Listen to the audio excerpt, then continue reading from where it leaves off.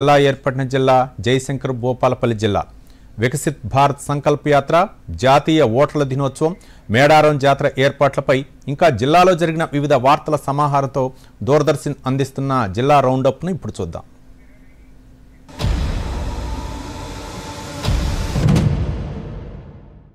Viksit Bharat Sankalpa Yatra December 16 నుండి జనవరి 23వ తేదీ వరకు విజయవంతంగా నిర్వహించారు. కేంద్రం అమలు చేస్తున్న సంక్షేమ పథకాలపై ప్రజలకు అధికారులు అవగాహన కల్పించారు. జిల్లాలో 3 ప్రత్యేక రూట్లను ఏర్పాటు చేసి 3 ప్రచార వాహనాల ద్వారా రోజుకు 2 గ్రామాల్లో కేంద్ర సంక్షేమ పథకాల గురించి ప్రజలకు వివరించారు. ఈ సందర్భంగా ప్రభుత్వ శాఖలు ప్రత్యేక స్టాల్స్ను ఏర్పాటు చేయడమే గాక వైద్య ఆరోగ్య శాఖ కూడా ప్రత్యేక ఆరోగ్య శిబిరాన్ని ఏర్పాటు చేసి ప్రజలకు ఉచితంగా వైద్య పరీక్షలు నిర్వహించింది. ఆయుష్మాన్ భారత్ కార్డులు ప్రజలు పొందే విధంగా సహకరించారు. భూపాలపల్లి కేంద్రంలో ఈ యాత్ర ముగించారు.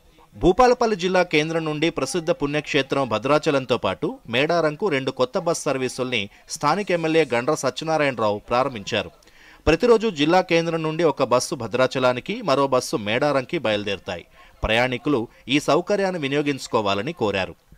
డిపో నుంచి మన ఆరాధ్య దైవమైనటువంటి భద్రాచలానికి రాములవారి దర్శనార్థం ఈ నియోజకవర్గ ప్రజల కొరకు సౌకర్యం కొరకు భద్రాచలము బస్సు ప్రారంభించడం జరిగింది. అదేవిధంగా మేడారం సమ్మక్క సారలక్క మేడారం కొరకు కూడా కొత్త బస్సు 2 ప్రారంభించడం జరిగింది. ఈ ప్రాంత ప్రజల సౌకర్యం కొరకు తీర్థ ప్రయాణాల కొరకు మహిళా సోదరుమణులకు ఉచితంగా ఈ ప్రభుత్వము ప్రవేశపెట్టినటువంటి ఉచితంగా బస్సు ప్రయాణము కొత్త బస్సులో పోయి రాములవారిని సమ్మక్క సారలక్కను దర్శనం చేసుకునే కొరకు ప్రారంభించడం జరిగింది.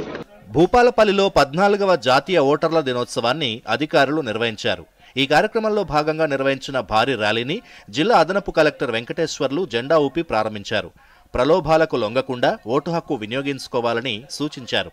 ఈ సందర్భంగా ఇటీవల అసెంబ్లీ ఎన్నికల్లో ఓటు వేసిన వృద్ధ ఓటర్లను అధికారులు సత్కరించారు.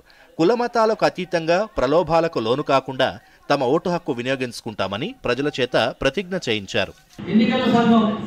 మన ప్రజల యొక్క బాగోగుల కోసం, భవిష్యత్తు కోసం, ప్రజాస్వామ్యం విజయవంతం కావడం కోసం ఎన్నో పరిశోధనలు చేసి, రీసెర్చ్ చేసి నూతనమైన విధానాలను తీసుకొస్తుంది.